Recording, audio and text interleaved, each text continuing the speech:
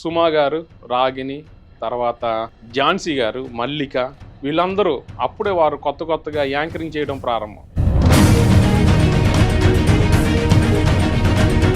ఆ సినిమా రంగంలో మీ యొక్క పొజిషన్ ఏంటండి?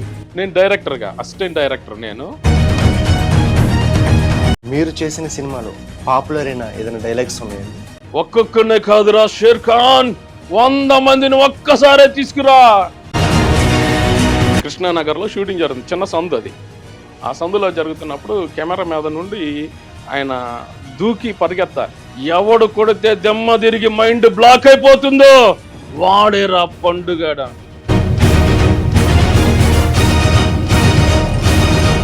ఏకముఖి రుద్రాక్ష తెచ్చాడు, కాశ్మీర్లో ఉంటుంది. చెట్టు నుండి రాలగానే పట్టుకొని తీసుకురావాలి, భూమికి తాగకూడదు. మాకు నేరాలు ఘోరాలు చేసేవాళ్ళం, మన అందరికి బాగా పరిచయం కదా నేరాలు ఘోరాలు. అప్పుడు ఈటీవీ అంటే అదేంటి ప్రవచనం దేవుడు అని చెప్తున్నారు, అనేక చోట్ల నుండి వస్తున్నారు కదా, ప్రవచనం వాళ్ళు చెప్పాలి కానీ మనం చెప్పడం ఏంటి, డైరెక్టర్గా నేను ఇవ్వటం ఏంటి స్క్రిప్ట్ వాళ్ళకి, అది కూడా మళ్ళీ ఈ రోజు ఉన్నది రేపు ఉండకూడదు అని అంటున్నారు. మరి నిజంగా వాళ్ళు దేవుళ్ళేనా? సినిమా రంగంలో ఎంత పేరు పొందిన మీరు దేవునిలోకి టర్నింగ్ పాయింట్ ఎలా వచ్చింది బ్రదర్? ప్రైజ్ లార్డ్ అండి. Praise Lord brother. మీ వయసుతో పోల్చుకుంటే నాకు తండ్రి లాంటి వారు. ఒకప్పుడు సినిమా రంగంలో మీరంటే తెలియని వారు ఎవరూ లేరు. సినిమా డైరెక్షన్లో మీరు పేరు పొందిన వ్యక్తి అని చెప్పి అనేక మంది చెప్తూ ఉన్నారు. అటువంటి జీవితం నుండి దేవునిలోకి ఎలా వచ్చారు? మీ యొక్క సాక్ష్యాన్ని చూస్తున్న వీక్షకులకు, వింటున్న నాకు కూడా మీ సాక్ష్యం పంచుకోమని కోరుచున్నాను. మరొకసారి ప్రభు యేసుక్రీస్తు నామములో అందరికీ వందనాలు. ఈ అవకాశం ఇచ్చినటువంటి బ్రదర్ జోషి గారికి నా హృదయపూర్వక వందనాలు తెలియపరుస్తున్నాను. నేను ఇక్కడికి రావడానికి అందరూ అడిగారు కానీ సాక్ష్యం గురించి నేను అంతగా ఎవరికి టైం చెప్పాలని మనసులో లేదు. కానీ సిస్టర్ గారు అన్న బాగుంటుంది వెళ్ళండి మీరు అని అంటే ఇంకా రావడం జరిగింది. మాది విజయవాడలో కేదరసరపేట దగ్గర ఉన్నటువంటి సిమెంట్ ఫ్యాక్టరీ అని ఉంటుంది, అక్కడ మా యొక్క నివాస స్థలము. ఫస్ట్ మా నాన్నగారు వాళ్ళు పడమట సెంటర్లో ఉండేవాళ్ళు. మా నాన్నగారు మెకానిక్, ఆయన ఆటోనగర్లో సొంత షెడ్ ఉండేది. ఇలాగా మేము, మా నాన్నగారికి ముగ్గురు, నేను ఆఖరు అబ్బాయిని. అందరూ చదువుకున్నారు, చక్కగా మేము చదువుకున్నాం. ఎంతో కష్టపడి నాన్నగారు మమ్మలను చదివించారు. ఈ తరుణంలో మేము మా చిన్నతనంలో నాన్నగారితో బాగా కలిసి సంతోషించడం, ఉన్న విషయాల్లో చాలా చక్కగా వెళ్ళేవాళ్ళం. నాన్నగారికి చిన్న అలవాటు ఏంటంటే వర్క్ నుండి రాగానే ఫ్రెష్ అయిపోయి సాయంత్రం అందరూ వాళ్ళ సర్కిల్లో వాళ్ళందరూ సత్యహరిశ్చంద్ర, కాట్ సీన్ అనేటువంటి స్టేజ్ షోస్ చేయడం బాగా అలవాటు. నాన్నగారికి కూడా పద్యాలు పాడడం, వాళ్ళల్లో కలిసి స్టేజ్ మీద ప్రోగ్రామ్ చేయడం ఇంట్రెస్ట్. ఇంకా ఆయనతో పాటు చిన్నపిల్లోని కదా, నేను ఆయన సైకిల్ మీద వెళ్తూ వాళ్ళు అక్కడ హార్మోని అంటే తొక్కుడు హార్మోని ఉండేది.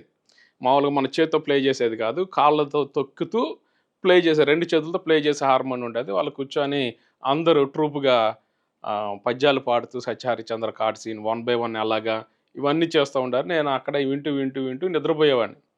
అప్పుడప్పుడు పబ్లిక్ స్టేజ్ షోలకి తీసుకెళ్లేవాళ్ళు. అక్కడ లోహిత్ అనేటువంటి క్యారెక్టర్ని చేయించేవాళ్ళు నా చేత, ముఖానికి మేకప్ వేయించి లోహిత్ అనేటువంటి క్యారెక్టర్ సత్యహరిశ్చంద్రలో చేయించేవాళ్ళు. ఇలాగా మేము పెరుగుతూ ఉండేవాళ్ళం. అప్పుడప్పుడు నాన్నగారు సినిమాలకి, చిరంజీవి గారి సినిమాలకి వాటికి తీసుకెళ్తూ ఉండేవాళ్ళు, మేము కూడా చూస్తూ ఉండేవాళ్ళం. అన్ఎక్స్పెక్టెడ్గా అనుకోకుండా ఒక సమయంలో నాన్నగారికి వామిటింగ్స్, మోషన్స్ అయిపోయినాయి, బాగా సిక్ అయిపోయారు. అప్పుడు మాకు దగ్గరలో ఉన్నటువంటి అమెరికన్ హాస్పిటల్ బందర్ రోడ్లో ఉంటుంది, అక్కడ జాయిన్ చేశారు. అప్పుడు కొద్దిగా అమ్మ వాళ్ళు, అక్కడ నర్సులు ఎవరంటే ఆర్సిఎం క్యాథలిక్లు అక్కడ పరిచయం చేస్తూ ఉన్నప్పుడు దేవుణ్ణి ఆమె కొద్దిగా తెలుసుకోవడం జరిగింది. ఆ తర్వాత రాజమండ్రి, కొన్ని దినాల తర్వాత మరలా కామెర్లు వచ్చాయి. కామెర్లు వచ్చినప్పుడు రాజమండ్రి తీసుకొని వెళ్ళి రాజమండ్రిలో చేతిని కాల్పిచ్చారు నాన్నగారికి.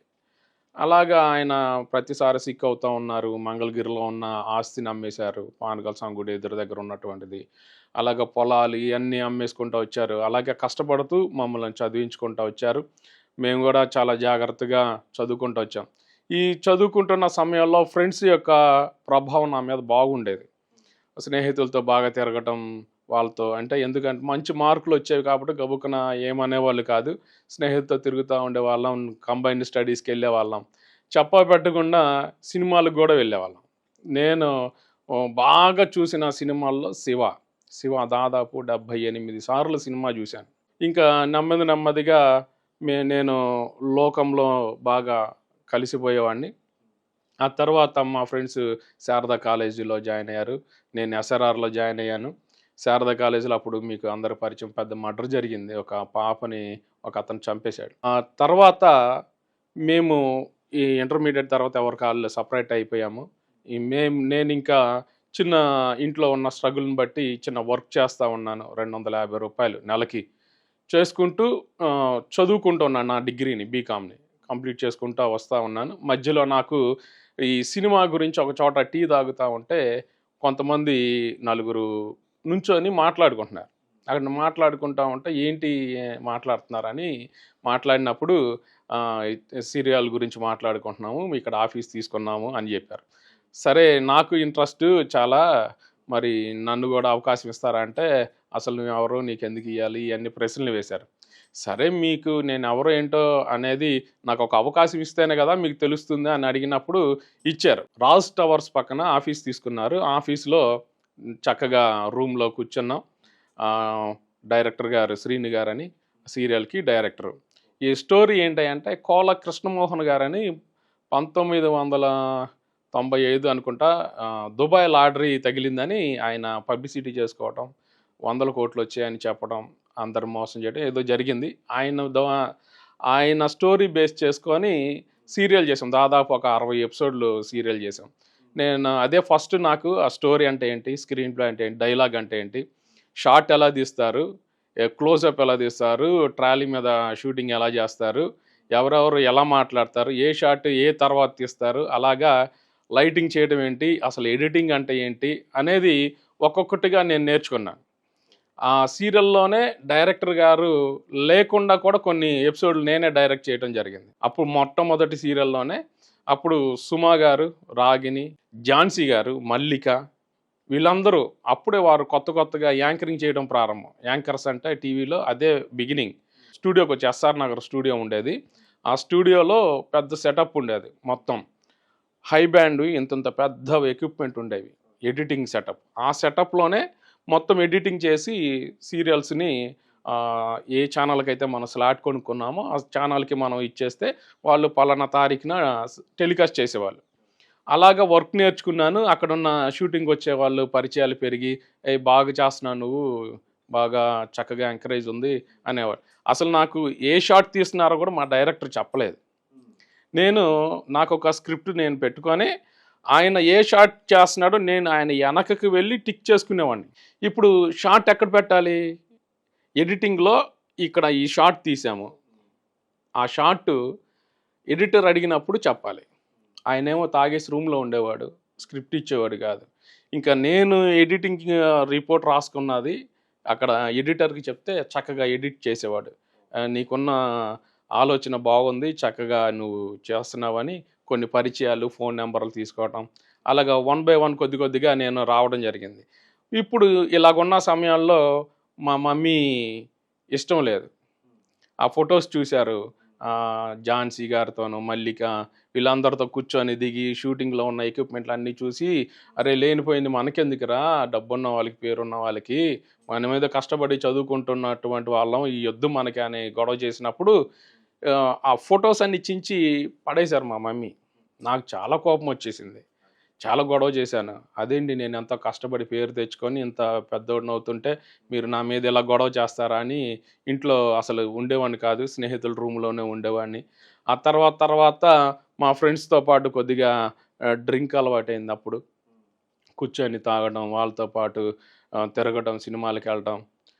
ఇటువంటి సమయాల్లో 'శివ' సినిమా నాకు నా జీవితంలో బాగా ప్రభావం చూపించింది. సైకిల్‌లోనే చైన్ పట్టుకొని వెళ్ళేవాడిని ఇంక స్కూల్‌కి. స్కూల్ టైమ్‌లో. ఇటువంటి నెమ్మది నెమ్మదిగా సినిమా మీద పిచ్చి ప్రాణం పెరిగిపోయి, నేను నా స్టడీస్‌ని ఆపేసుకొని హైదరాబాద్ ఎళ్ళిపోయాను. హైదరాబాద్‌లో నెమ్మదిగా నాకెవరైతే ఫోన్లు ఇచ్చారో వాళ్ళందరికి ఫోన్లు చేసుకుంటా కూర్చొని కలిసి షూటింగ్‌లో అడిగితే "నీకెందుకు ఇవ్వాలి? నువ్వేమన్నా అమ్మాయివా? నీకు ఎందుకు చెప్పాలి? నీకేమన్నా డబ్బులేమన్నా పెట్టుబడి పెడతావా?" ఇయన్నీ అడిగితే "అదేంటి సార్ అలా కాదు, ఇలా కాదు" అని మాట్లాడి అయన్నీ చేసి అలా బతిమిలాడుకొని అలాగే చాలా రోజులు వాళ్ళ వెనక తిరిగితే పెట్టుకున్నారు. నెమ్మదిగా నాకున్న దృక్పథాన్ని బట్టి, నాకున్నటువంటి కాన్ఫిడెంట్‌ని బట్టి వాళ్ళు దాంట్లోని సీరియల్‌లోని తీసుకున్నారు. అలాగా సీరియల్ చేసుకుంటా వచ్చాను. ఆ తర్వాత ఆన్‌లైన్ ఆ సినిమా ఫీల్డ్‌లో మీ పనేంటండి? నేను డైరెక్టర్‌గా అసిస్టెంట్ డైరెక్టర్ నేను. స్క్రిప్ట్ రైటర్ దగ్గర నుండి, స్క్రీన్ ప్లే దగ్గర నుండి ఇవన్నీ ఎడిటింగు అన్నీ గూడా దగ్గరుండి చూసుకోవాలి. డైరెక్టర్ గారు లేని పక్షంలో, ఉన్న పక్షం గూడా నేనే ముందుండి చూసుకునేవాడిని. నా ఫస్ట్ నుండి గూడా. అలాగా నేను అన్నిట్లో ముందుగా ఎళ్ళిపోతూ డీప్‌గా అనాలిసిస్ చేయడం నాకు బాగా అలవాటు. ఇంకా దాంట్లో ఇన్వాల్వ్ అయిపోయారు. అయిపోయాం పూర్తిగా. ఇంకా ఎవరు ఏం చెప్పినా చెప్పకపోయినా పూర్తిగా ఈ షాట్ ఇది తీయాలి, ఈ షాట్ ఇలా తీయాలి, ఎలా చేయాలి, ఏ షాట్ ట్రాలీ మీద చేయాలి, క్రేన్ మీద ఎలా చేయాలనేది మొత్తం అవగాహనకి దాదాపు 50% నేను నేర్చేసుకున్నాను. ఆ తర్వాత అందరూ నాకున్నటువంటి స్పీడ్‌గా నేర్చుకోవడం చూసి నెమ్మదిగా అందరూ పరిచయాలు చేయటం, ఆ తర్వాత సినిమాకి పరిచయం చేశారు. మీరు మొట్టమొదటిగా తీసిన సినిమా ఏంటి బ్రదర్? డైరెక్షన్‌లో 'గౌరీ' రీమేక్ ఫిల్ము సుమంత్ గారు. ఆ సినిమాకి అసిస్టెంట్ డైరెక్టర్‌గా చేశాను. తర్వాత 'పూరి జగన్నాథ్' గారు ఫస్ట్ ఫిల్మ్ ఆయన చేసిన తర్వాత రెండో సినిమా ఆయనది ఫ్లాప్ అయిపోయి ఆగిపోయారు. మేము అప్పుడు అమీర్‌పేటలో రూమ్‌లో ఉండేవాళ్ళం. మా రూమ్‌కి ఎదురుగా ఆయన ఉండేవారు. ఆయనతో రోజు మాకు కూర్చొని మాట్లాడుకొని స్క్రిప్ట్ వర్క్ చేస్తూ ఉండేవాళ్ళం. ఇలాగా అందరితో కొద్దిగా ర్యాపో పెరిగింది. నా సినిమాల్లో చిన్న చిన్న నెమ్మదిగా లోపలికొచ్చాను. పూర్తిగా ఎప్పుడుకొచ్చాననంటే, అసోసియేట్ డైరెక్టర్‌గా నేను నాకున్నటువంటి టాలెంట్‌ని బట్టి నేను చెప్పే స్క్రీన్ ప్లే నాకిచ్చేవాళ్ళు. ఒక సబ్జెక్టు ఒక లైన్ ఇచ్చి, ఈ స్టోరీకి నువ్వు డైలాగు, స్క్రీన్ ప్లే రాయాలి. సీన్ టు సీన్ రాయాలి అని చెప్పేవాళ్ళు. అలాగా వేరియేషన్‌గా నేను సీన్స్ రాసిచ్చేవాడిని. స్క్రీన్ ప్లే రాసిచ్చేవాడిని. హీరో ఎలా ఉండాలి, ఇంట్రడక్షన్ ఎలా ఉండాలి, తర్వాత అతను మాట్లాడే పద్ధతి ఎలాగుండాలి, బాడీ లాంగ్వేజ్ ఎలాగుండాలి అన్నీ ఇచ్చేవాళ్ళం. ఇంటర్వల్ బ్యాంగ్ ఎలాగుండాలి, క్యూరియాసిటీ. ఓపెన్ అవ్వగానే మరలా సినిమా థియేటర్‌లో రాగానే ఏం జరుగుతున్న క్యూరియాసిటీ. లాస్ట్‌లో ఎపిసోడ్ సినిమా అయిపోయే బ్యాంగ్‌లో ఎలాగా చేశాడు, ఎన్ని డైలాగులు చెప్పాడు, ఇలాగా అన్నీ రాసిచ్చినప్పుడు చాలామంది నా యొక్క స్క్రిప్ట్‌లో ఉన్నటువంటి కొన్ని వాళ్ళు సినిమాల్లో పెట్టుకునేవాళ్ళు. కొన్ని కామెడీ సినిమాలు పెట్టుకునేవారు. కామెడీ బిట్స్ ఇయన్నీ పెట్టుకొని నాకు అమౌంట్ ఇస్తా ఉండేవాళ్ళు. వాళ్ళ సినిమాకి వర్క్ చేయించుకుంటా ఉండేవాళ్ళు. కొంతమంది టైటిల్‌లో పేరేసేవాళ్ళు. కొంతమంది పేర్లేసేవాళ్ళు కాదు. సరే ఏదైతే ఉందో ముందు మనకు అవకాశం రావాలని ముందుకు వెళ్ళిపోతా ఉండేవాళ్ళం.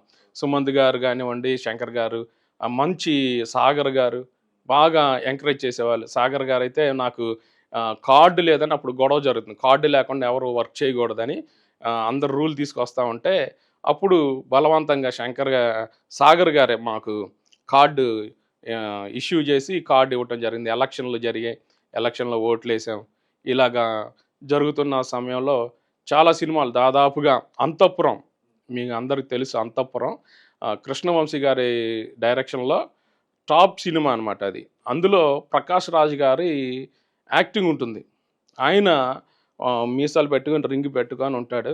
అక్కడ జరుగుతున్నటువంటి సిట్యుయేషన్‌లో ఆయన చెప్పే డైలాగు, ఆయన చెప్పే ఎమోషన్స్ నేను బ్యాక్‌గ్రౌండ్ నుండి ప్రాంప్టింగ్ ఇచ్చేవాడిని. ఆ వాయిస్‌ని బ్యాక్‌గ్రౌండ్ నుండి ఆయన ఏం చెప్పాలి, ఎంత ఎమోషన్‌లో చెప్పాలి అనేది నేను ఆయనకి ప్రాంప్టింగ్ చేస్తా ఉంటే, ఆ టేక్‌ని దాదాపు కృష్ణవంశీ గారు ఎన్ని రీల్స్ చేశారంటే చాలా రీల్స్ వేస్ట్ అయిపోయినాయి. ఎనక మేము చెప్పే ప్రాంప్టింగు, ఆయన ఇచ్చినటువంటి ఎక్స్‌ప్రెషన్స్‌ని అందరం కూర్చొని సెలబ్రేట్ చేసుకోవడం జరిగింది. అలాగే కృష్ణవంశీ గారు మా అందరికి కూడా బాగా సపోర్ట్ చేసేవాళ్ళు. మీకు మంచి భవిష్యత్తు ఉంది, జాగ్రత్తగా ఉండాలి మీరు అని చెప్తా ఉండేవాళ్ళు. ఇలాగున్నటువంటి సమయంలో మేము వచ్చినటువంటి ఈ ఈ యొక్క అప్రిషియేషన్‌ని సెలబ్రేట్ చేసుకోవడానికి మందు తాగుతూ, సిగరెట్ తాగుతూ, తర్వాత వారానికి ఎలా లేదన్నా 2 సార్లు డ్రగ్స్ తీసుకునేవాళ్ళం. మినిమమ్ 2 సార్లు. మాకు ఫిలిం నగర్‌లో సాయి గెస్ట్ హౌస్ అని ఉండేది. అక్కడ ఉండిపోయేవాళ్ళం. రోజు అక్కడ ఉండిపోయేవాళ్ళం. ఒక్కోసారి డిస్కషన్‌లో కూర్చొని స్టోరీ డిస్కషన్‌లో మాట్లాడుతూ 12, 1 అయిపోయేది. మాకేమో డ్రగ్స్ సరిపోయేది కాదు. నేను నాతో పాటు ఇంకొక కుర్రోడు ఉండేవాడు సన్నగా. అతనిది రాజమండ్రి. ఇద్దరం కలిసి ఆ మత్తులో నడుచుకుంటా సికింద్రాబాద్ స్టేషన్కి వెళ్ళి మళ్ళీ డ్రగ్ తెచ్చుకునేవాళ్ళం, నడుచుకొని వచ్చేసేవాళ్ళం. ఆ మత్తులో ఏం నడిచామా, ఎక్కడికి వెళ్ళామా, ఏం చేసామనేది తెలిసేది కాదు. అంతగా మేము బాగా ఇన్వాల్వ్ అయిపోయాం. అలాగే ఇది తప్పు అనేది అనిపించలేదు, కానీ ఇది ఎంజాయ్ చేస్తున్నాం లైఫ్ని, మాకున్న అవకాశాన్ని మేము ఎంజాయ్ చేస్తున్నాం, వారు మాకు ఇచ్చినటువంటి అప్రిషియేషన్ని మేము హాయిగా అనుభవిస్తున్నామని ముందుకు వెళ్ళిపోతూ ఉన్నాము. మీరు చేసిన సినిమాలో హైలైట్ అయిన డైలాగ్ ఒకటి చెప్తారండి? రామ్ చరణ్ సినిమా ఉంది మనకి. రామ్ చరణ్ గారు ఫస్ట్ ఫిలిం ఆయన చేసిన తర్వాత ఇంకొక ఫిలిం చేశారు. అందులో దానికి సపరేట్గా నన్ను పిలుచుకున్నారు. పిలిచి ఆయన ఏం చెప్తున్నారు అని అంటే, కొన్ని డైలాగ్స్ చెప్పాలి, ఆ డైలాగ్స్ నేర్పించాలి. కూర్చొని నేర్పించి సెట్ బ్యాక్ సైడ్ ఆయనకున్న క్యారవాన్లో కూర్చొని అవన్నీ నేర్పించి అలా చెప్పాలి ఏంటనేది చెప్పి, ఆయన కూర్చొని అక్కడ మనకు షాట్ ఉంటుంది కదా, షాట్ ఎలాగ ఉంటుందని అంటే, ఆయన ఒక్కడే కత్తి పట్టుకొని ఉంటాడు, అవతల నుండి ఒక వ్యక్తి గట్టిగా పోరాడుతూ ఉంటాడు. అక్కడ డైలాగ్ ఒకటి ఉంటుంది, అది సినిమాకి పూర్తి హైలైట్ అనమాట. ఆ డైలాగ్ ఏమని చెప్తాడనంటే, ఒక్కొక్కనే కాదురా షేర్ ఖాన్, 100 మందిని ఒక్కసారే తీసుకురా అని అంటాడు. ఈ ఎమోషన్స్ నేను బ్యాక్గ్రౌండ్ వాళ్ళకి అందిస్తే వాళ్ళు అదే ఎమోషన్ని క్యారీ చేసి షాట్ చేస్తాం. ఇలాగా నేను చెప్పే డైలాగ్స్ సూపర్ స్టార్ కృష్ణ గారు అయితే చాలా అప్రిషియేట్ చేసేవాళ్ళు. ఆయన భుజం మీద చేసి ఫిలిం నగర్లో బాగా, రే నీకు మంచి బ్రైట్ ఫ్యూచర్ ఉందే అనేవాళ్ళు. తర్వాత నాకు పూరి గారు పిలిచి, ఆయన అప్పుడు ఏ ఫిలిం కనంటే పోకిరి సినిమాకి కృష్ణానగర్లో షూటింగ్ జరుగుతుంది, చిన్న సందు అది. ఆ సందులో జరుగుతున్నప్పుడు కెమెరా మీద నుండి ఆయన దూకి పరిగెత్తాలి హీరో గారు. ఆ దూకి పరిగెత్తి సందులు తిరిగి కొడతా ఉంటాడు. కొడతా ఉన్నప్పుడు ఒక డైలాగ్ చెప్తాడు, ఎవడు కొడితే దెమ్మ తిరిగి మైండ్ బ్లాక్ అయిపోతుందో వాడేరా పండుగడ. ఇలాగా ఆన్లైన్ వర్క్ చేసేవాడిని, ఈ సినిమాలకి వర్క్ చేసేవాడిని. ఇవన్నీ కొద్దిగా గణపతి కాంప్లెక్స్ అని ఉండిద్ది, మీకు ఐడియా ఉంటుంది గణపతి కాంప్లెక్స్ అని. అక్కడ హీరోలు కలుస్తారు, తర్వాత ఆర్టిస్టులు కలుస్తారు, అందరూ కలిసి టీ తాగుతారు. అక్కడ కలిసినప్పుడు మేమందరం మాట్లాడుకుంటూ జోయలుగా ఉండేవాళ్ళం, రూములకి వెళ్ళేవాళ్ళం. అక్కడ నుండి ఈ సినిమా చేస్తున్నాను నేను, పలానా ఈ సినిమా చేస్తున్నాను, నువ్వు రా, నువ్వు వచ్చి మాకు చెప్పు అని తీసుకొని వెళ్ళి ప్రొడ్యూసర్లకి డైరెక్టర్లకు పరిచయం చేసి, అలాగే సినిమాల్లో అవకాశాలు కూడా వాళ్ళు హీరోలు ఇప్పించిన పరిస్థితులు ఉన్నాయి. అంటే నేనుంటే కొద్దిగా వాళ్ళకి బాగుంటుంది, త్వరగా చేయగలుగుతాం, ప్రాంప్టింగ్ ఇవ్వగలుగుతాడు, సీన్ టు సీన్ ఎక్స్ప్లెయిన్ చేయగలుగుతాడు అని వాళ్ళు నన్ను ఎంకరేజ్ చేసేవాళ్ళు. మీరు ఇలా చేసుకుంటూ వెళ్తున్నారు కదా బ్రదర్, సుమారు ఎన్ని సినిమాలు మీరు చేస్తుంటారు? నేను చేసిన సినిమాల్లో ఫస్ట్ గౌరీ చేశాను, తర్వాత అంతఃపురం చేశాను, ఖడ్గం చేశాను, తర్వాత వచ్చి పోకిరి దాని సినిమాకి చేశాము, తర్వాత జగడం ఫిలిం చేసాం. ఇలాగా చాలా ఉన్నాయి. కొన్ని ఫిలిమ్స్ డైరెక్ట్ చేసాం, కానీ కొంతమంది పేర్లు వేసుకున్నారు, పేరు కోసం వాళ్ళు చేయించుకునేవాళ్ళు, వాళ్ళ పేర్లు సొంతగా వేసుకునేవాళ్ళు, డబ్బుల కోసం చేసుకునేవాళ్ళు. మీరు చేసిన చివరి సినిమా ఇది బ్రదర్? నేను ఆ సినిమాతో ఆగిపోయింది జగడం. నేను ఫిలిం నగర్లో మాకు ఒక టీం ఉండేదని చెప్పాను కదా, ఆ టీంలో మాకు నేరాలు ఘోరాలు చేసేవాళ్ళం. మన అందరికి బాగా పరిచయం కదా నేరాలు ఘోరాలు. అప్పుడు ఈటీవీ అంటే 7:30 గంటలకి నేరాలు ఘోరాలు రోజు వచ్చేది. ఆ సమయానికి అందరూ కూడా ఎక్కడ ఉన్నా కూడా టీవీ ముందు కూర్చునే వాళ్ళు, టీ క్యాంటీన్ల దగ్గర ఉన్న వాళ్ళు కూడా అది పెట్టుకొని చూసేవాళ్ళు కదా. నేరాలు ఘోరాలనే సీరియల్ని నేను డైరెక్ట్ చేసేవాడిని. మీరు నేరాలు ఘోరాలు డైరెక్షన్ చేశారు కదండి, అవన్నీ కూడా రియల్ స్టోరీసేనండి? అవి రియల్ స్టోరీసేనండి. అవి పోలీస్ స్టేషన్లో ఎఫ్ఐఆర్ రాయబడినటువంటి స్టోరీస్ ఉంటాయి కదా, వారు ఇన్వెస్టిగేషన్ చేసినటువంటి స్టోరీస్, వాటిని తెచ్చి మేము స్టోరీ కింద పబ్లిక్కి ప్రజెంట్ చేసేవాళ్ళం. వారానికి 2 ఎపిసోడ్లు, 1 ఎపిసోడ్ అలాగా మేము చేస్తూ ఉండేవాళ్ళం. ఇలా నేరాలు ఘోరాలు వర్క్ చేసాం. తర్వాత Zee Telugu film TV launching కూడా కాయిన్ అనేటువంటి సీరియల్, ఫస్ట్ సీరియల్ అందులో మేము చేయడం జరిగింది. ఓపెనింగ్ ఛానల్ ఓపెనింగ్కి కాయిన్, ఎవరిని అడిగినా చెప్తారు, కాయిన్ సీరియల్తోనేనా, మినీ మూవీతోనేనా మీ ఛానల్ బిగిన్ అయిందని అంటే వాళ్ళు చెప్తారు ఖచ్చితంగా మినీ మూవీతో. ఛానల్ రన్నింగ్‌కి దాదాపు ఒక 50, 60 సినిమాలు మినీ మూవీస్ చేయించారు వాళ్ళు. ఇలాగా 1 బై 1 చేసుకుంటూ వచ్చాము. ఓకే. Right brother. ఇలా చెప్పుకుంటూ పోతే ఒక రోజంతా చాలదు. మీ జీవితంలో టర్నింగ్ పాయింట్ అనేది దేవునిలోకి ఎలా వచ్చింది బ్రదర్? ఓన్ ట్రయల్స్‌కి వచ్చేసాను నేను. సొంతగా సినిమాని డైరెక్ట్ చేద్దామని నేను అప్పటికే స్క్రిప్ట్ రాసుకొని ఎప్పుడు బ్యాగ్‌లో స్క్రిప్ట్ పెట్టుకొని ప్రొడ్యూసర్ దగ్గరికి వెళ్ళి, హీరోల దగ్గరికి వెళ్ళి స్టోరీ చెప్తా ఉండేవాళ్ళం. చేద్దాం రా ఇప్పుడే కాదు టైం ఉందిలే కొద్దిగా చేద్దాం అనేవాళ్ళు. అలాగా తిరుగుతున్నప్పుడు నేను అన్నపూర్ణ బ్యానర్‌లో స్టోరీ చెప్పినప్పుడు ఆ స్టోరీకి ఓకే చేసి వాళ్ళు సిట్టింగ్స్ కూర్చోబెట్టారు. రోజు వెళ్ళి సిట్టింగ్స్ చేయాలి. స్టోరీ మీద డిస్కస్ చేయాలి. మాకు ఒక టీమ్‌ని పెడతారు వాళ్ళు. ఈ డైరెక్టర్ దగ్గర మీరు వర్క్ చేయండి అని. వాళ్ళకి దగ్గర ఉన్నటువంటి టీమ్‌ని మాకు అడాప్ట్ చేసి కూర్చొని వర్క్ చేసాము. ఫైనల్‌గా అంతా అయిపోయింది. దాదాపు 6 మంత్స్ వర్క్ చేసిన తర్వాత సినిమా సెట్స్‌కెళ్ళాలి. సెట్స్‌కెళ్ళాల్సిన సమయంలో అప్పుడు మన నాగార్జున గారు సూపర్ సినిమా చేస్తున్నారు. Super cinema. ఆ సినిమాకి వర్క్ కంప్లీట్ అయిపోయి మా దగ్గర కూర్చున్నప్పుడు ఆయన అనౌన్స్‌మెంట్ చేయలేదు. చేయకుండా ఆయన ఇంకొక సినిమా కమిట్ అయిపోయాడు. ఆ సినిమా కమిట్ అయిపోవడంతో నా ఫిల్మ్ ఆగింది. ఆ కమిట్ అంటే వారికి ఉన్నటువంటి ప్రెజర్స్ వల్ల వేరే సినిమాని కమిట్ చేసుకోవడంతో నా ఫిల్మ్ కొత్తవాడిని కాబట్టి చేద్దాం నెమ్మదిగా అని ఆపేశారు. ఇలాగా నేను కృష్ణానగరు, గణపతి కాంప్లెక్స్, ఫిలిం నగరు ఇలాగా ఉంటూ నేను జరుగుతూ ఉన్నటువంటి సమయాల్లో నెమ్మదిగా నేను డ్రగ్స్‌కి బానిస అయిపోయాను. అటువైపు ఏదన్నా స్క్రూటినీకి వచ్చినప్పుడు ఆడపిల్లలతో జోయిలుగా ఉంటూ వారిని ఏడిపిస్తూ వాళ్ళతో పాపానికి వెళ్ళడానికి ఇలా తిరుగుతూ ఉండేటువంటి వాడిని. ఇటువంటి పరిస్థితుల్లో మేము యూసుఫ్‌గూడ బస్తీలో ఉండేవాళ్ళం. బస్తీలో ఉన్నప్పుడు మా ఇంటి పైన గణేష్ మాస్టర్ గారు ఉండేవాళ్ళు. ఆ గణేష్ మాస్టర్ గారు చక్కగా ఆయన డీకి వెళ్ళేవాడు. రామోజీ ఫిలిం సిటీలో షూటింగ్‌కి వెళ్ళేవాడు. తర్వాత ఆయన సినిమాలు చేసుకునేవాడు. మేము కలిసి ఆయనతో అనేక సినిమాలు చేసాం. ఆయనకి ఇంకా అప్పటికి మ్యారేజ్ అవ్వలేదు. మా మిసెస్ నేను షూటింగ్‌కి వెళ్ళొస్తే దాదాపు 20 రోజుల వరకు ఇంటి దగ్గర ఉన్నాం. అవుట్‌డోర్ లొకేషన్‌లకి వెళ్ళిపోతాం. ఎక్కడ లొకేషన్ ఉంటే అక్కడ షూటింగ్‌కి వెళ్ళిపోతాము. తను ఒక్కతే ఉండేది. మా రూమ్ పక్కన 3 రూములు ఉండేవి. వారందరూ మాతో పాటు వర్క్ చేసేటువంటి సినిమాకి సంబంధించిన వాళ్ళే ఉంటారు. ఆ ఫ్యామిలీతోనే మా మిసెస్ కూడా అక్కడే కలిసి ఉండేవాళ్ళు. అలాగున్నటువంటి సమయంలో మా మిసెస్ ప్రెగ్నెంట్ అయింది. నేను నెలకి ఖచ్చితంగా ఉంటే ఒక 10 రోజులు ఉండేవాడినేమో ఇంట్లో. ఇలాగ ఉన్నటువంటి పరిస్థితుల్లో తను పక్కనున్నటువంటి వారితో కలిసి చర్చికి వెళ్ళడం ప్రారంభించారు. ఎక్కడికి అంటే సికింద్రాబాద్ వెళ్ళేవాళ్ళు. ఒకరోజు షూటింగ్ క్యాన్సిల్ అయ్యి నేను వచ్చేసాను. నన్ను వదిలిపెట్టేశారు. కారులో దిగి ఇంటికి వచ్చాను. ఇంట్లో లేదు.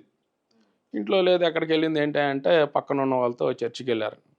నేను ఇంకా ఇంటికి అప్పటికి బయటికి వెళ్ళిపోయి ఫ్రెండ్తో వెళ్ళి యూసుఫ్‌గూడ బస్తీలో మందు తాగేసి ఇంటికి వచ్చి ఏంటి పరిస్థితి అని అడిగినప్పుడు గట్టిగా ఇద్దరికి గొడవ అయింది.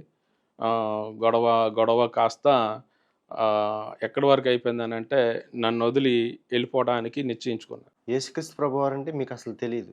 మామూలుగా అందరూ వెళ్తున్నారు ఉన్నారు కానీ అంతగా నాకు ఆయన గురించి తెలియదు. ఇటువంటి పరిస్థితుల్లో ఇంకా గొడవ అయింది. తను విజయవాడ వచ్చేసారు. విజయవాడ వచ్చేసిన తర్వాత నేను మరలా నా ఫిలిం నేను వెళ్తున్నా, వర్క్ చేస్తున్నా. అలాగే అన్నిట్లో ఇన్వాల్వ్ అయ్యి నేను ఉన్నాను. ఇంటి దగ్గర నుండి ఫోన్ రావట్లేదు. తను ఫోన్ చేయట్లేదు, నేను ఫోన్ చేయట్లేదు. ఎందుకు చేయట్లేదు, ఎందుకు రావట్లేదు అని అడగలేదు. ఈ విధంగా ఉన్నటువంటి సమయంలో కొద్దిగా మా ఇంటి దగ్గర నుండి మా అమ్మ వాళ్ళు నాకు నెంబర్ ఎవరిచ్చారు, మా అమ్మ వాళ్ళు ఫోన్ చేశారు. ఎందుకు ఏంటి ఎక్కడ ఉన్నాను నేను ఫోన్ నెంబర్ తెలిసినప్పటికీ నేను మాట్లాడేవాడిని కాదు. నా ఆఫీస్ వచ్చి గణపతి కాంప్లెక్స్ దగ్గర నా ఆఫీస్ ఉండేది. ఆఫీస్లో అందరూ రోజు వర్క్ చేస్తూ ఉండేవాళ్ళం. ఈరోజు ఓపెన్ అవుతుందేమో, రేపు పేపర్లో పబ్లిసిటీ వస్తుందేమో, షూటింగ్కి వెళ్తామని చూస్తూ ఉండేవాళ్ళం.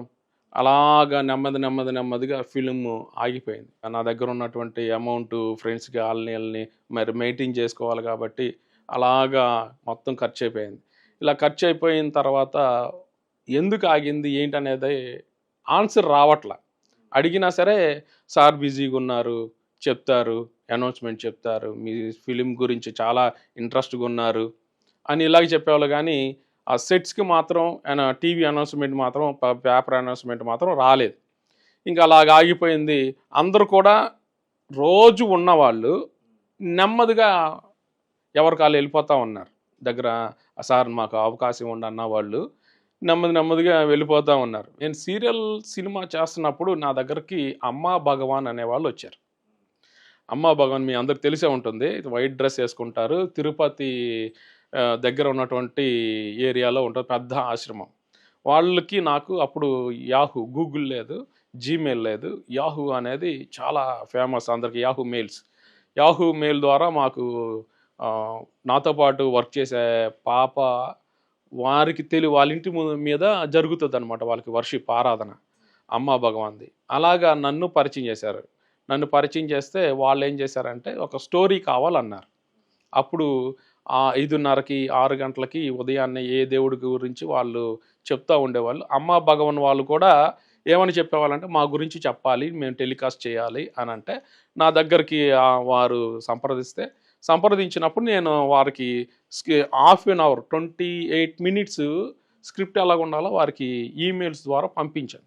వాళ్ళు కొన్ని కరెక్షన్స్ చేసి 10 మినిట్స్కి ఎలాగ ఉండాలి, 10 మినిట్స్కి ఎలాగ ఉండాలి, ఆఫ్టర్ లాంగ్ ఎలాగ ఉండాలి అనేది 28 మినిట్స్ బ్రేక్ చేసి నేను వాళ్ళకి ఇవ్వటం జరిగింది.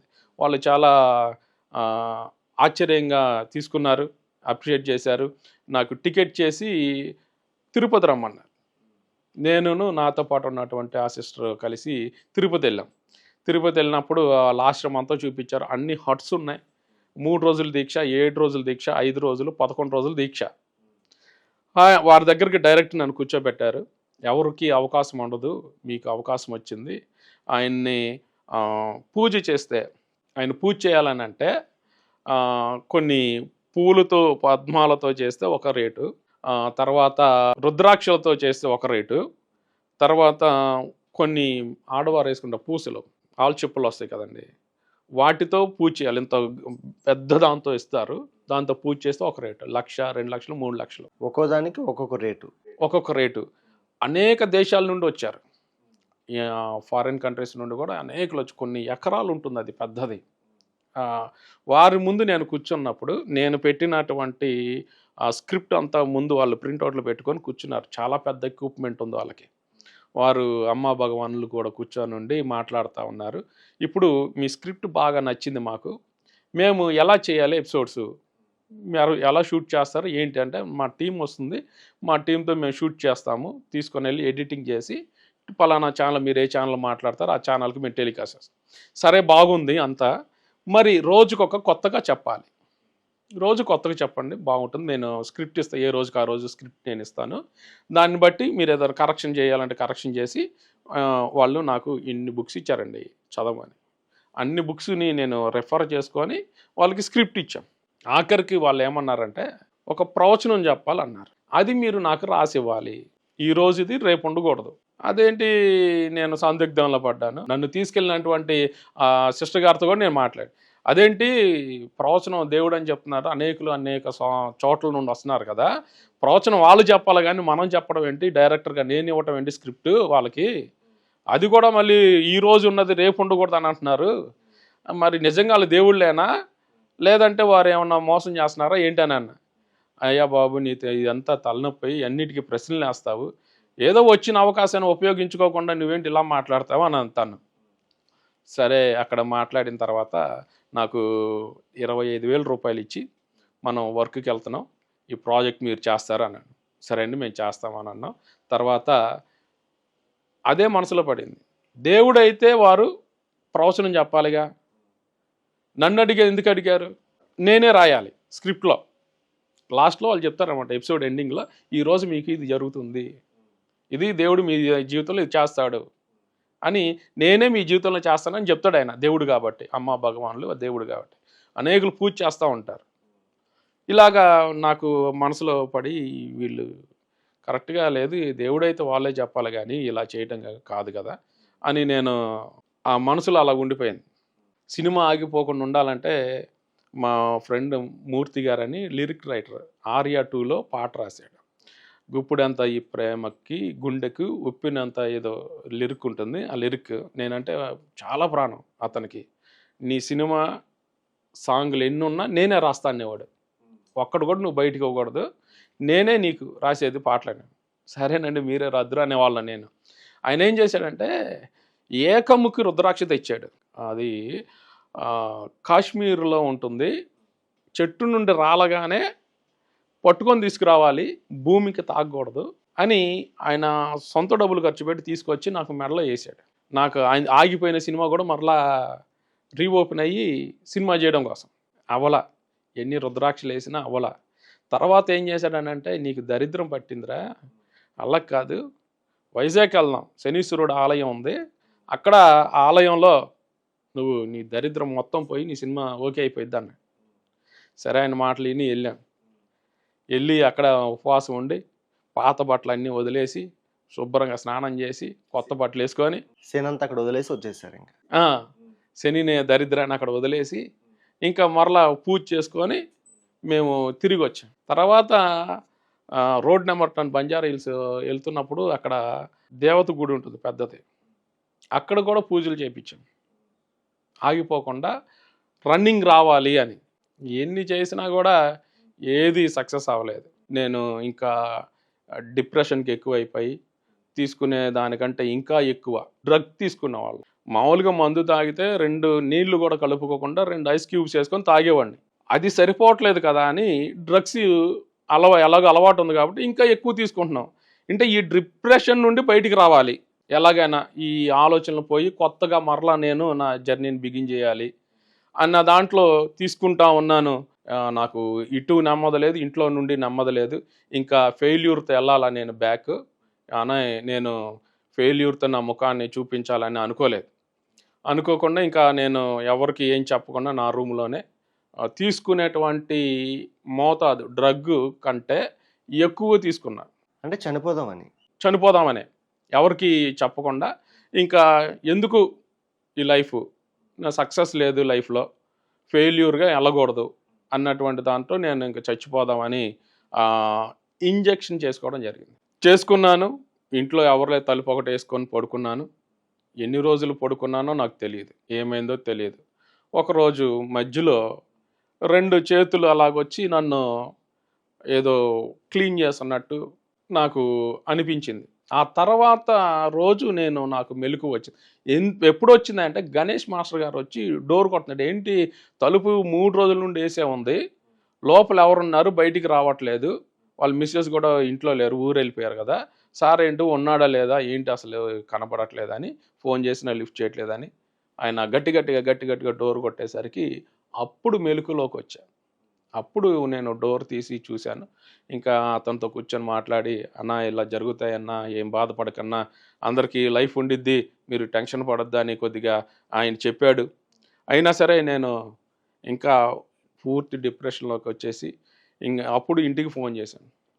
ఇంటికి ఫోన్ చేస్తే, సరే ఏదో అయిపోయింది, ప్రయత్నం చేసావు, అవ్వలేదు, చచ్చిపోకూడదు, వచ్చేసేయండి, నేనున్నా, ఇప్పుడు బేబీ ఉంది, ఏంటి పరిస్థితి, అలాగా వచ్చేస్తారా, వదిలేస్తారా మీరు అని మాట్లాడినప్పుడు, సరే అక్కడ ఎందుకులని నేను విజయవాడ వచ్చా. కొన్ని రోజులు విజయవాడలో ఉన్నాను. అలాగే కొన్ని రోజులు విజయవాడలో ఉన్న తర్వాత మరలా నేను హైదరాబాద్ వెళ్ళి ట్రయల్స్ వేశాను. ట్రయల్స్ జరిగినా కూడా అంత ఎందుకు ఆగిపోయింది అనేటువంటి మచ్చతో ఫిలిము ముందుకు ఎవరు ఒప్పుకోవట్లే.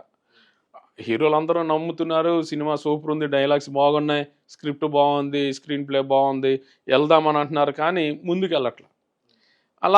ఇలాగ ఉన్నటువంటి పరిస్థితుల్లో నేను మరలా ఇంటికి ఫోన్ చేసి ఏది అవ్వట్లేదు అని అంటే, తనేమో మా మిస్సెస్ కాదులేండి వచ్చేసేయండి అని అంటే బ్యాగ్ చదువుకొని వచ్చేసిన తర్వాత మరి ఇక్కడికి వచ్చినప్పుడు తను చర్చికి వెళ్ళటం, మా ఇంటి దగ్గర ఉన్నటువంటి వాళ్ళతో కలిసి చర్చికి వెళ్ళటం, నెమ్మదిగా ప్రయత్నం చేస్తున్నారని తెలిసి ఆమె అంది, సరేనండి అయిపోయింది, మనం బాగుండాలి, పిల్లలు బాగుండాలి, భవిష్యత్తు బాగుండాలి, వారికి మంచి భవిష్యత్తు మనం ఇవ్వాలి, ఇలాగా మీరు ఫెయిల్యూర్ అయిపోయాను లైఫ్లో అని ఇలాగా చేయొద్దు, మీరు కష్టపడదాం, చేద్దాం అని నాకు చెప్పినప్పుడు, సరే అమ్మా అలాగే అని ఇంట్లో కొన్ని రోజులు ఉన్న తర్వాత మాకు అనురాధ మేడం అని జీ నుండి ఫోన్ చేశారు. ఫోన్ చేసినప్పుడు, రండి మనం కొత్తగా ప్రోగ్రామ్ చేస్తున్నాం ఆన్లైన్, మీరుంటే బాగుండిద్ది అని. అప్పుడు నాకు ఇస్తానంది 1,10,000 నెలకి. సరే అని నేను వెళ్ళడానికి రెడీ అయ్యాను. బ్యాగ్ సదురుకొని టికెట్ బుక్ చేసుకొని వెళ్తున్నా. రాత్రి 11:30 ఆ టైం అవుతుంది. వెళ్ళిపోతున్నా, నడిచి వెళ్తా ఉంటే అడుగు తీసి అడుగేయలేకపోతున్నా. వెళ్ళలేకపోతున్నాను. కదలలేకపోతున్నాను. ఏమవుతుందో తెలీదు. నా కళ్ళంట నీళ్లు కారిపోతా ఉన్నాయి. కారిపోతా ఉన్నటువంటి పరిస్థితుల్లో ఇంకా నా దగ్గర ఉన్న ఫోన్ తీసుకొని మా ఇంట్లో ఫోన్ చేసి, "అమ్మ ఇలా జరుగుతుంది. ఎందుకని నేను కాళ్ళు తీసి కాలేయలేకపోతున్నాను. మరి ఏం చేయమంటావు ఏంటి?" అని నేను అడుగుతున్నప్పుడు, "పోతే పోయిన డబ్బులు, ఏ ఉద్యోగం లేదు, ఏం లేదు. మీరు బాగుంటే చాలు వచ్చేసేయండి వెనక్కాన." సరే అని ఇంకా నేను వెనక్కొచ్చేసాను. ఇంటి దగ్గరే ఉన్నాను. పని లేదు, ఏం లేదు. అలాగే నడుస్తా ఉంటే ఇలాగుంటే ఎలాగా మరి ఫ్యామిలీ ఎలా రన్ అవుతుంది? ఏదో పని చేయాలి కదా! అని నేను ప్రయత్నం చేద్దామని చూస్తున్నప్పుడు మరలా నాకొక మంచి ఆఫరొచ్చింది. డాన్స్ ప్రోగ్రామ్‌ని డైరెక్ట్ చేసే ఆఫర్. సరే ఈసారన్నా వెళ్తాననంటే, "వద్దులెండి. ఎందుకు మీరెళ్లి అక్కడ ఇబ్బందులు పడి మీరొక్కళ్ళే ఉండి, మేమిక్కడుండి ఇలా కాదు.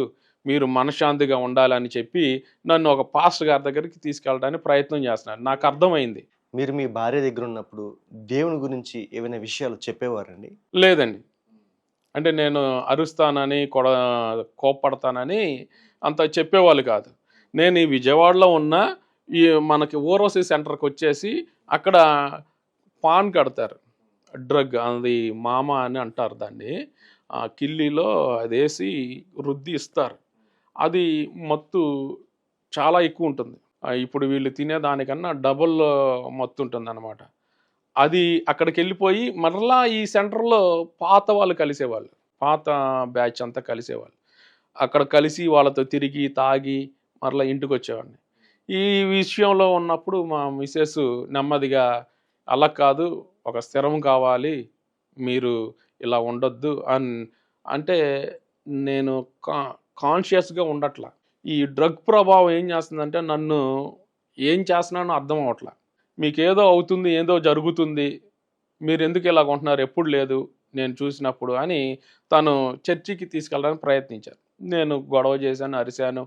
అయినా అలా కాదు ఒకసారి రండి అని నన్ను బలవంతం పెడితే, సరే తన మాట ఎందుకు కాదనాలని నేను పాస్టర్ గారి దగ్గరికి తీసుకెళ్తే అక్కడికి వెళ్ళాను.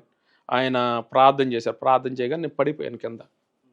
కింద పడిపోయగానే ఆయన వాళ్ళతో మాట్లాడి ఏదో చెప్పారు. ఇలా కాదు, ఇలాగైతే తనలో ఏదో స్పిరిట్స్ ఏవో ఉన్నట్టున్నాయి. ఇలాగా కాదు, మీరు ఉపవాసం పెట్టాలని. ఇంటికొచ్చాము. ఏమైందో నాకు ఏం తెలియట్లా. ఏమైంది ఏంటి అని అడిగినప్పుడు, మీకు కొన్ని బాగోలేదు. స్పిరిట్స్ ఏవో ఉన్నట్టుగా వాళ్ళు చెప్తున్నారు. మరి మీరు ఉపవాసం ఉండాలంట. ప్రార్థన చేయాలంట అంటే నేను ఒప్పుకోల. గొడవ చేశాను. కాదు మారుస్తాడు, దేవుడు మారుస్తాడు. రండి, మీరు రండి అని బలవంతంగా నన్ను నెమ్మదిగా మోటివేట్ చేసి తీసుకెళ్తాను. పాస్టర్ గారు ఇంకా నన్ను తీసుకొని బండి మీద మామిడి తోటకు తీసుకొచ్చేవాళ్ళు. తీసుకొచ్చినప్పుడు రోజు ఉదయం 9 గంటల నుండి సాయంత్రం 5 గంటల వరకు నువ్వేం పాపాలు చేసావో ఒప్పుకో, నువ్వేం పాపాలు చేసావో ఒప్పుకో, దేవుడు రక్షిస్తాడు. ఏం పాపం అంటే ఏంటి తెలిసేది కాదు. ఇంకా ఆయన చెప్పేవాడనమాట. పాపం అంటే ఇలాగా ఉంటుంది. అబద్ధము, మోసము, వ్యభిచారము, దొంగతనము ఇయన్నీ చెప్పుకుంటూ ఎక్స్‌ప్లెయిన్ చేసి, అయన్నీ చేసినవి మీ లైఫ్‌లో ఒప్పుకోండి అని అన్నప్పుడు ఒక్కొక్కటి అలా ఒప్పుకుంటా దాదాపు 40 రోజులైపోయింది. నాలో నుండి కొన్ని చేతిలో నుండి వెళ్ళిపోయినట్టు, కళ్ళల్లో నుండి వెళ్ళిపోయినట్టు నేను అనుభవించడం జరిగింది. ఎప్పుడైతే ఈ 40 రోజులు ఉపవాసం ఉండి మామిడి తోటలో నేను ఉపవాసంతో ప్రార్థన చేస్తూ ఉన్నానో, ఆ పాస్టర్ గారు ఎప్పుడైతే ఆయన చెయ్యి పెట్టి ప్రార్థన చేస్తూ ఉన్నారో, నాలో నుండి అనేకమైనవి వెళ్ళిపోతా ఉన్నాయి. అది నాకు తెలుస్తుంది. ఆ మామిడి తోటలోనే దేవుని ఆత్మ నా మీద భయంకరంగా దిగి రావడం, నేను భాషలు మాట్లాడడం ఇది జరిగింది. అప్పుడు ఆయన చెప్పాడు, "బ్రదర్ నువ్వు పర్లేదు ఇప్పుడు. నీకేం కాదు. రోజు ఆ సినిమా వదిలేసి చర్చికి రా" అని చెప్పడం జరిగింది. చర్చికి వెళ్తా ఉన్నాను. వస్తా ఉన్నాం. అలాగా ఉన్నటువంటి సమయంలో నేను ఒక 40 డేస్ క్యాంప్‌కి వెళ్ళమని పాస్టర్ గారు సజెస్ట్ చేస్తే అక్కడికెళ్ళాం. అక్కడికి మద్రాసు నుండి ఒక పాస్టర్ గారొచ్చారు. ఆయన 1 వీక్ డెలివరెన్స్ అంటే ఏంటి? పాపం ఎందుకు పట్టుకుంటుంది? అపవాది ఎందుకొస్తాడు ఏంటని అది చెప్పడంతో ఒకరోజు లాస్ట్ రోజు ఆయన ప్రేయర్ చేసి వర్షిప్ చేస్తున్నాడు. వర్షిప్ చేసినప్పుడు అందరూ అందరూ భాషలు మాట్లాడుతా ఇయన్నీ చేస్తా ఉన్నప్పుడు నాలో నుండి అందరూ ఒక పాపకైతే యూరిన్ మోషన్ అయిపోయింది. ఇలాగా పడి కొట్టుకుంటున్నారు. కింద పడి కొట్టుకుంటున్నారు. ఉన్నట్టుండి నాలో నుండి నల్లగా ఇంతది బయటికి వామిటింగ్ అయిపోయి. వామిటింగ్ అయిపోయేసరికి ఏమైంది ఏంటి నాకు అర్థం అవ్వలే. కాన్షియస్‌లో లేను. అక్కడ ఉన్నటువంటి పాస్టర్ గారు వచ్చి చెక్ చేసి నా మీద చేయి పెట్టి ప్రార్థన చేశారు. ప్రార్థన చేసి చెప్పాడు. ఆయన ప్రవచనం చెప్పడం ప్రారంభించి, దేవుడు నిన్ను బహుబలంగా వాడుకుంటాడు. ఈ యవనస్తుల పరిచర్లో నిన్ను వాడుకుంటాడు. డెలివరెన్స్ మినిస్ట్రీ నీకు ఇస్తాడు దేవుడని తమిళ్లో చెప్తున్నాడు ఆయన. తమిళ్లో చెప్తే అక్కడ ఉన్న ట్రాన్స్లేషన్ ఒక అతను ఉండాడు. అతను ట్రాన్స్లేట్ చేసి, బ్రదర్ ఇలాగ మీకు దేవుడు మిమ్మల్ని ఇలా వాడుకుంటాడంట అని ఆయన ట్రాన్స్లేట్ చేసి చెప్పాడు. అప్పటికి నేను రోజు బైబిల్ చదవటం, కొద్దిగా ప్రార్థన చేయడం, ఈ పాస్టర్ గారు నడిపించిన నడవడికలో నేను కొద్దిగా రావడం, ఇప్పుడు పూర్తిగా ఈ నల్లగా ఉన్నటువంటిది బయటికి ఎప్పుడైతే వచ్చేసిందో అప్పుడు నేను పూర్తిగా విడుదల పొందానని నాకు అనిపించింది. ఆ తర్వాత సినిమా వాళ్ళు ఫోన్లు చేసినా నాకు వెళ్ళడానికి మనసు రాలేదు. అవకాశాలు అంతకు ముందు కన్నా ఎక్కువ వచ్చాయి, అయినా వెళ్ళాలనిపించలేదు నాకు. అక్కడ నాకు నెమ్మది లేదు. ఇక్కడికి వచ్చిన తర్వాత చాలా పీస్ ఉంది. అక్కడ ఉన్నప్పుడు ప్రతిసారి టెన్షన్తో వర్క్ చేయాలి. తల మీద మొత్తం భారం వేసేసేవాళ్ళు. ఇక్కడికి వచ్చిన తర్వాత నాకు అటువంటి ఏ టెన్షన్ లేదు, హెడేక్ లేదు. హాయిగా ప్రేయర్ చేసుకుంటున్నాను. నెమ్మదిగా పాస్టర్ గారితోనే నేను ఆయనతో పాటు పరిచర్యకి వెళ్ళొస్తున్నాను. ఆయనతో పాటు చక్కగా అనేక ఊరులు తీసుకెళ్తున్నారు. ఆయన కూడా చాలా డెలివరెన్స్ మినిస్ట్రీ చేస్తూ ఉంటారు. ఇలాగా ఆయన పరిచర్లోనే రోజు ఎక్కడికి వెళ్ళమంటే అక్కడికి వెళ్ళి వాకింగ్ చెప్పొస్తున్నాను. స్ట్రీట్ మినిస్ట్రీ ప్రారంభించాను. చిన్న మైక్ ఒకటి పట్టుకొని కరపత్రాలు పంచుకుంటూ రోడ్డు మీద నిలబడి వాకింగ్ చెప్పడం, దేవుడు రక్షిస్తాడని చెప్పడం. కొంతమంది వచ్చి ప్రార్థన చేయించుకునేవాళ్ళు. అప్పుడే కింద పడి ఏడ్చేవాళ్ళు. నాకు చేయండి, మీరు మా కుటుంబాన్ని చేయండి, ప్రేయర్ చేయండి అని చెప్తూ ఉండేవాళ్ళు. ఇలాగా అనేక ఊర్లు, గ్రామం తిరుగుతూ ఉండేవాడిని. అనేక చోట్లకి వెళ్ళి బస్ స్టాండ్ల దగ్గర, స్టేషన్ల దగ్గర, మాల్స్ దగ్గర నేను సువార్త చెప్తూ ఉండేవాడిని. ఆ తర్వాత కృష్ణపట్నం బీచ్కి వెళ్ళాం. ఒకసారి కృష్ణపట్నం బీచ్కి వెళ్ళి సువార్త ప్రకటిస్తున్నాం. ఉన్నటువంటి వారు గట్టిగా నినాదాలు చేసుకుంటూ జై జై అనుకుంటా వచ్చి మా మీదకి వచ్చేసారు. పోలీసు వాళ్ళు కూడా గట్టిగా అరిసి, మీరు ఎందుకు వచ్చారు ఇక్కడికి అని మమ్మల్ని తరిమి దాదాపు 5 గంటల సేపు మమ్మల్ని అక్కడ ఇంట్రాగేట్ చేసి, ఎవరు మీరు, అది అని ఇది అని గొడవ చేసేసి వాళ్ళందరూ మీదకి వచ్చి చంపేస్తారు మిమ్మల్ని, వెళ్ళిపోండి అని పోలీసు అక్కడ నుండి మమ్మల్ని పంపించేయడం జరిగింది. అలాగా నేను వీధి పరిచర్య, సువార్త చేస్తూ, ఎవరైనా మీటింగ్ పిలిచినప్పుడు అక్కడికి వెళ్ళి అక్కడ వాక్యం పంచుకుంటూ, అలాగే అనేక రాష్ట్రాల్లో సువార్త చెప్తూ నేను దేవుని పరిచర్యలో ముందు కొనసాగడం జరుగుతూ ఉంది. ఇలాగ జరుగుతున్నటువంటి సమయంలో 2016లో చాలా పెద్ద గొడవ జరిగింది. పరిచర్యలో చాలా ఇబ్బందులు వచ్చాయి. నేను బయటకు వచ్చేసి చిన్న వర్క్కి వెళ్ళడం ప్రారంభించాను. ఇంట్లో కుటుంబాన్ని పోషించుకోవడం కోసం వర్క్కి వెళ్తున్నాను. ఆ వర్క్కి వెళ్తున్నటువంటి సమయంలో నాకు మా మిసెస్కి యాక్సిడెంట్ జరిగింది. యాక్సిడెంట్ జరిగినప్పుడు మేమంత పట్టించుకోలేదు. తర్వాత 2018 ఆ సమయంలో హెల్త్ బాగా అప్సెట్ అయిపోయింది. వెనక తుంటి నరం బాగా లాగేస్తూ ఉంది. లాగేస్తూ ఉన్నప్పుడు ఇద్దరం హాస్పిటల్కి వెళ్ళాం. మా మిస్సెస్కి ఏమో సీటు కూర్చున్న దగ్గర పూస బయటికి ఇలా తిరిగిపోయింది వెనక్కి. నాకేమో L4, L5 అరిగిపోయి బ్రేక్ అయ్యి ముక్క ఇరిగి సయాటికాకి తగులుతుంది. మేము ఇద్దరమే, నలుగురు, నాకు 2 పిల్లలు, మేము నలుగురం ఇద్దరం కలిసి హాస్పిటల్కి వెళ్ళాం. గవర్నమెంట్ హాస్పిటల్కి చెక్ చేయించుకున్నాం. ఎంఆర్ఐ తీశారు. 2000 రూపాయలు కట్టి ఎంఆర్ఐ ఫిలిం తీసుకొని డాక్టర్ గారికి చూపించాం. డాక్టర్ గారు అన్నారు, ఇమీడియట్లీ మీరు జాయిన్ అయిపోండి ఏంటంటే, అది కాదండి మాకు ఇంట్లో ఎవరికి ఏం చెప్పుకోలేదు, మీరు ఇలాగ జాయిన్ అయిపోవడం కాదు, ఇంట్లో చెప్పొచ్చు, మేము జాయిన్ అవుతాం. బయటకు వచ్చాం, ఇద్దరం ఏడ్చుకున్నాం. ఆయన ఏం చెప్పాడు అంటే, సక్సెస్ అయితే అవుతుంది, ఓపెన్ సర్జరీ చేయాలి, వెన్నుపూస సయాటికా ఈ ముక్క తీయాలి, మీ మిస్సెస్కి ఏమో తిరిగి ఉన్నటువంటి వెన్నుపూసను స్టడీ చేయాలి అని చెప్పినప్పుడు ఇంకా ఆ మాట చెప్పి బయటకు వచ్చి ఇద్దరం ఏడ్చుకున్నాం. ఇంకా అలా కాదు, దేవుడు రమ్మన్నాడు, వచ్చాం, ఇప్పుడు ఆయనే బాగు చేయాలి అని కూర్చొని ప్రార్థన చేసాం. ఉపవాసం ఉన్నాం, ప్రార్థన చేసాం. ఈ రోజు వరకు ఏ ఆపరేషన్ లేదు, లేదు, దేవుడు అద్భుతంగా స్వస్థపరిచాడు. పరిచర్కి వెళ్ళేటప్పుడు ట్రైన్లో అనేక దూరం ప్రయాణం చేస్తాం. ఈ సయాటిక నరం నొప్పితో పైకి లేచి ఇలా పట్టుకొని నిలబడేవాడిని. ఊపిరి పీల్చాలంటే చాలా బాధ. మరలా కూర్చునేవాడిని. కూర్చున్నప్పుడు నొప్పి వచ్చేది. మరలా పైకి లేచి నిలబడి పట్టుకునేవాడిని. అందరు నన్ను వింతగా చూసేవాళ్ళు.